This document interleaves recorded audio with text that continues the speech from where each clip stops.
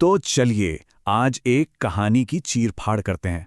हम सबने डरावनी कहानियां तो सुनी हैं, पर कभी सोचा है कि ये कहानियां काम कैसे करती हैं? आज हम एक बहुत ही क्लासिक कहानी आइसक्रीम वाली चुड़ैल को परत दर परत खोल कर देखेंगे, ताकि ये समझ सकें कि एक अच्छी चेतावनी भरी कहानी आखिर बनती कैसे है। सब कुछ एक आवाज से शुरू होता है। एक ऐसी आवाज जो सुनने में जितनी मीठी लगती है उतनी ही डरावनी भी है। जरा सोचिए, कोई तपती दोपहरी में बुरी तरह थका हुआ हो और उसे राहत देने वाला ये बुलावा सुनाई दे। बस यहीं से जाल बिछना शुरू हो जाता है। कहानी का जो माहौल है ना, वो बहुत जरूरी है। ये सिर्फ कोई गर्म दिन नहीं है, ये जून की चिलचिलाती दोपहरी है। एक ऐसा वक्त जब गर्मी से दिमाग काम करना बंद कर देता है और कुछ ठंडा पाने की इच्छा सबसे ज्यादा होती है। मतलब एक बड़ी गलती करने के लिए एकदम परफेक्ट माहौल तैयार है।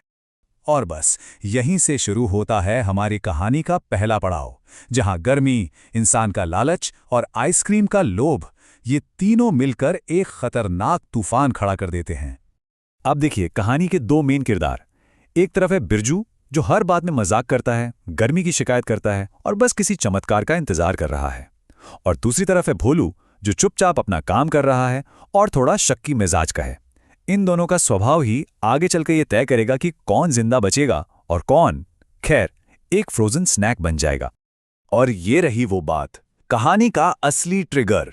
बिरजू को सिर्फ कुछ ठंडा नहीं चाहिए, उसे इसकी शिद्दत से तलब है। वो अपनी इच्छा को जोर से बोलता है, जैसे वो यूनिवर्स को कोई न्योता दे रहा हो। और डरावनी कहानियों में यूनिवर्स अक्सर बहुत ही भयानक तरीके से जवाब देता है। और यहीं पर भोलू, जो हमारी कहानी में समझदारी की आवाज है, वो पहला रेड फ्लैग देखता है। भला सुनसान खेतों के बीच में आइसक्रीम कौन बेचता है? ये सवाल एक खुली चेतावनी की तरह है, लेकिन बिरजू जैसे बेसब्र इंसान के लिए चेतावनी तो बस एक शोर है। ये एक क्लासिक सेटअप है, एक चेतावनी जिसे नजरअंदाज कर दिया गया। टॉप स्टेज सेट हो चुका है। शिकार अपनी ही इच्छा के जाल में फंस गया है। अब हम कहानी के उस मोड़ पर आते हैं जहां होती है पहली मुलाकात। एक ऐसी मुलाकात जो सस्पेंस को सीधे सीधे हॉरर में बदल देती है। वो एक पल जब सुकून मिलता है। बिरजू को आखिर वो मिल ही गया जो उसे चाहिए था। आइसक्रीम ठंडी है, मजेदार है और एक पल के लिए सब कुछ बिल्कुल सही लगता है। ये तूफान से पहले की शांति है जो आगे आने वाले खौफ को और भी भयानक बना देती है। और फिर सब बदल जाता है, बहुत तेजी से और बहुत खौफनाक तरीके से। पहले तो शरीर बुरी तरह कांपना शुरू होता है, फिर देखते ही देखते चमड़ी सफेद बर्फ में बदलने लगती है। और कुछ ही पलों में बिरजू इंसान नहीं रहता, वो बर्फ का एक बुत बन जाता है। ये स्टेप्स दिखाते हैं कि ये सब कितनी बेरहमी से होता है। और फिर वो अपना असली चेहरा दिखाती है।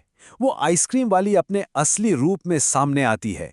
ये कहानी का वो पल है जब भोलू का सबसे बुरा डर सच साबित होता है और हमें पता चलता है कि ये कोई मामूली घटना नहीं, बल्कि एक भयानक ताकत का काम है।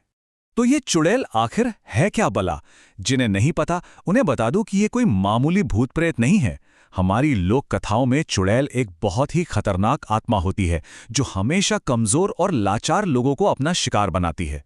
ये जानना जरूरी है, तभी कहानी का असली डर समझ में आएगा। मतलब किसी को बर्फ का बना देना ही क्या कम था कि कहानी में एक और भयानक मोड़ आता है। वो चुड़ैल बिरजू के बर्फ के बुत को छोटा कर देती है और उसे अपना नया फ्रोजन स्नैक कहती है। ये दिखाता है कि उसके लिए इंसानी जान की कोई कीमत नहीं, वो बस एक खेल है। अब देखिए, एक इंसान ने तो खौफनाक सच अपनी आंखों से देख लिया, लेकिन सवाल यह है कि क्या कोई उसकी बात मानेगा? यहीं से कहानी का अगला हिस्सा शुरू होता है, जो अकेलेपन और अविश्वास से भरा है, और एक ऐसा खतरा जो लोगों के शक के अंधेरे में और भी बड़ा होता जाता है। भोलू वही करता है जो किसी भी हीरो को करना चाहिए। वो भागता है लोगों को बचाने के लिए, खतरे की घंटी बजाने के लिए। वो सीधा गांव के बाजार की तरफ भागता है, जो सबसे भीड़भाड़ वाली जगह है, इस उम्मीद में कि कोई तो उसकी बात सुनेगा। लेकिन वहां क्या होता है, कोई उसकी बात नहीं मानता। लोग उस पर इल्जाम लगाते हैं, अरे दिन में ही पी ली क्या? उसकी बात का मजाक उड़ाते हैं। चुड़ैल खेत में क्या करने जाएगी, हल चलाने? उसे ताने मारते हैं। ये क्लासिक हॉरर कहानी का सीन है, अकेला गवाह जिस पर कोई यकीन नहीं करता। इससे हीरो और अकेला पड़ जाता है और विलेन को मजबूत होने का मौका मिल जाता है। लेकिन सच ज्यादा देर तक छिपता नहीं है ना? धीरे धीरे बात फैलती है। पहले शाम को बिरजू की पत्नी मेघा परेशान होती है, फिर रात तक उसे पूरी कहानी पता चलती है और वो भोलू पर यकीन कर लेती है। अगले दिन जब लोग बिरजू को ढूंढने जाते हैं और उसका कोई नामो निशान नहीं मिलता, तब जाकर पूरे गांव में खौफ फैलता है। जो कल तक एक मजाक था, वो आज एक भयानक हकीकत बन चुका है। तो अब जब सबने मान लिया है कि खतरा असली है, कहानी अपने क्लाइमैक्स पर पहुंचती है, आमना सामना। और इसका जो हल निकलता है वो बहुत ही सिंपल और असरदार है। ये है गर्म पानी का बदला। और वो चुड़ैल, वो कहीं छिपी नहीं है, वो तो और भी बेखौफ होकर वापस आती है। और इस बार सबके सामने दो और गांव वालों, राजन और लल्लन को अपना शिकार बना लेती है। अब खतरा सिर्फ दूर खेतों में नहीं, बल्कि गांव के अंदर आ चुका है। और उसी मुश्किल घड़ी में भोलू के दिमाग की बत्ती जलती है। ये एक शानदार पल है जहां एक आम इंसान की सोच एक भयानक ताकत पर भारी पड़ती है। वो समझ जाता है कि चुड़ैल की सारी ताकत बर्फ में है, ठंडक में है, तो उसका तोड़ क्या होगा? उसका ठीक उल्टा, गर्म पानी। और बस वो फौरन काम पर लग जाता है। उसे किसी जादुई तलवार या मंत्र की जरूरत नहीं पड़ती। वो बस एक पतीला, खौलता हुआ पानी इस्तेमाल करता है और ये दिखाता है कि कैसे कभी-कभी सबसे बड़ी मुश्किल का हल सबसे आसान होता है।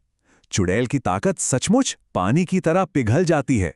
3 सिर्फ 1 नंबर। लेकिन ये एक पूरी जीत है।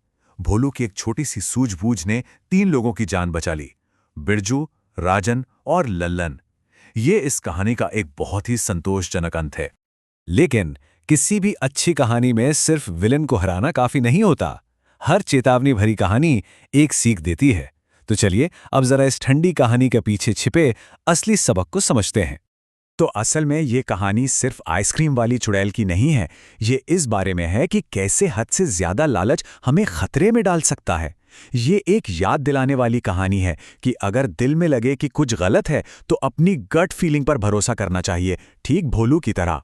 ये भी सिखाती है कि किसी की चेतावनी को बिना सोचे समझे मजाक में उड़ाना भी जानलेवा हो सकता है। और सबसे बड़ी बात ये साबित करती है कि बड़ी से बड़ी बुराई को भी एक छोटी सी समझदारी से हराया जा सकता है। और यहीं पर कहानी हमें एक सवाल के साथ छोड़ जाती है। आइसक्रीम वाली चुड़ैल ने तो एक सीधे साधे लालच का फायदा उठाया, पर आज की हमारी जिंदगी में वो मुफ्त की आइसक्रीम क्या है? वो कौन सी चीजें हैं ऑनलाइन या हमारी असली जिंदगी में जो इतनी अच्छी लगती हैं कि उन पर यकीन करना मुश्किल हो, लेकिन फिर भी हम उनकी तरफ खिंचे चले जाते हैं? सोचने वाली बात है।